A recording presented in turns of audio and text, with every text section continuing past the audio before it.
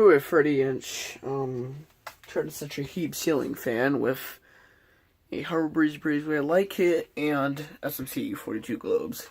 Technically, it's a hurricane fan, and you can tell it's a heap because it has the old pull chain there. It works, but I don't want to use it. It's missing a bulb, or it's not missing a bulb, it's burnt out. I have this thing on it, I don't use it though. Here's a low. It's a piece of junk. But it doesn't blow bad air for what it is.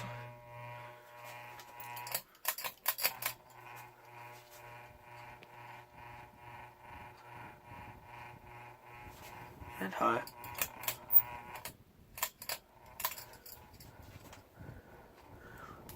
You see, it's only like an inch away from in that.